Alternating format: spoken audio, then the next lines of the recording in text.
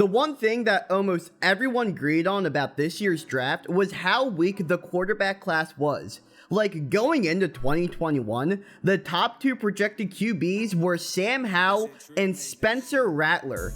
Well, Howell ended up falling all the way to the 5th round, and Rattler was so bad that he didn't even commit to the draft.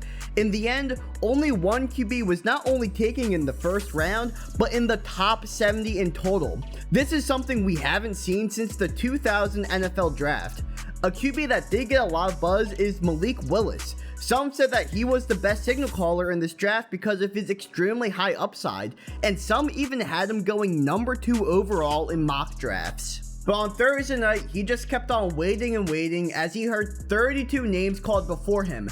Then again on Friday night, 53 players heard their name called from the podium before Malik Willis was drafted. Finally, his painful green room wait ended when the Tennessee Titans traded up with the Las Vegas Raiders to select Willis with the 86th overall pick. So how did a guy who had the highest upside at his position and was projected by some as a top 6 or even top 2 pick fall all the way to nearly outside the 3rd round? I mean, his slide had nothing to do with how he is off the field. He's an incredibly nice guy and an awesome leader, and I felt like all 32 teams could agree on that. And if he has all this athleticism and upside, then why did so many teams pass on him?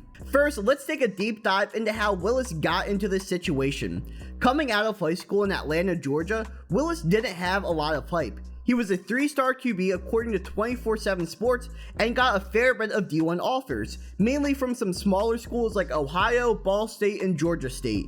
But there were 2 big D1 schools that wanted to get their hands on Willis: Virginia Tech and Auburn. Willis actually originally committed to Virginia Tech going into his senior year of high school, but right after Christmas, he flips his commitment and ends up going into the SEC with Auburn, where he saw very little playing time. His first 2 seasons, he was the main backup to Jarrett Stidham, who had already had his starting role carved out for him at that point. But after he committed for the 2019 draft, it seemed that Willis would be the next quarterback for the Auburn Tigers. But instead, freshman Bo Nix ended up winning the starting job. Now, some could argue nepotism, as Bo's father and grandfather were both quarterbacks for the Tigers, but no matter the reason, Willis ended up transferring out of Auburn, and he did go to a college in Virginia, but not Tech. He would end up going to Liberty. After sitting out in 2019 due to the old transfer rules, he thrived in both 2020 and 21. Pair that with some good outings at the Senior Bowl and his pro day, and it seemed like Willis was a surefire top QB prospect. But how does a quarterback with seemingly so many positives have one of the worst green room waits in modern draft history? Firstly, let's examine which teams were in need of a starting quarterback going into the draft. The only teams that had question marks at the positions were the Seahawks, Steelers, Falcons, and Panthers. Sure, there were a lot of smokescreens like the Eagles or potentially even the Texans could take one, but they already have starting caliber QBs. The 4 aforementioned teams all had guys you could label as bridge QBs.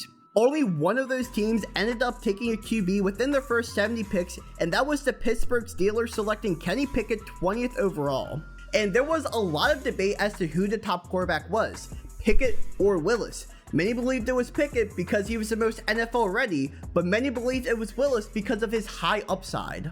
And clearly the Steelers favored the one who could step in and potentially be a week 1 starter, which makes a lot of sense.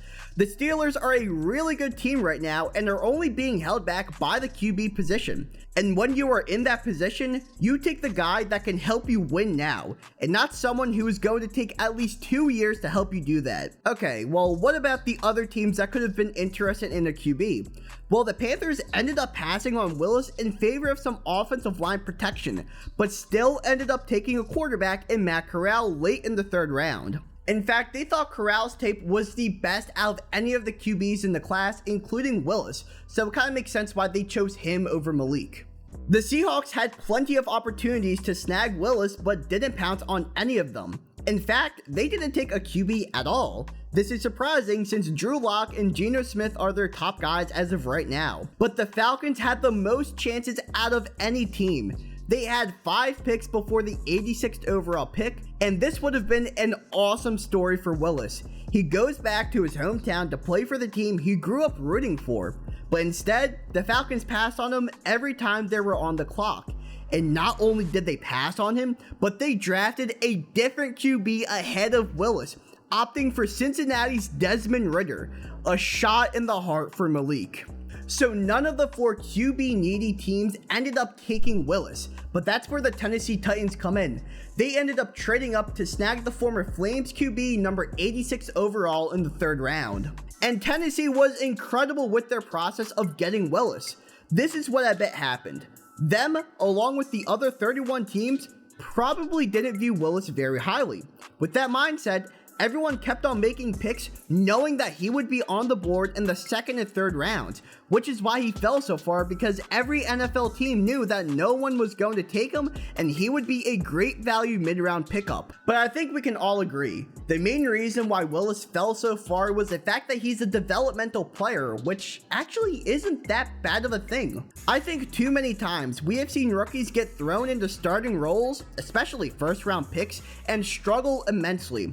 I don't think it's a bad thing for players to be project or developmental guys, especially in the age where we have a lot of high school and college football players being listed as athletes as opposed to a specific position. With Willis, you know the athleticism he brings, along with the rocket launcher strapped to his shoulder, but you just have to figure out the right way to harness it. He has some mechanical and accuracy issues, but the good news, the Titans have Pat O'Hara as their QB coach and Todd Downing as their OC. O'Hara is the one who really helped turn around Tannehill's career in Tennessee, along with Downing having a background as a QB coach, working with guys like Matthew Stafford and Derek Carr. Combine them with the raw talent and unbelievable upside of Malik Willis, and the Titans may have found their next franchise QB at an absolute steal. So that's all for today's video. Make sure you hit the like button and the subscribe button. It goes a long way towards supporting me in this channel, and I appreciate every single one of you guys. Also, make sure you check out all my other social media links listed down in the description below. I have an Instagram, a TikTok, and a Twitter. So thank you all for watching, and I hope you all have a fantastic day.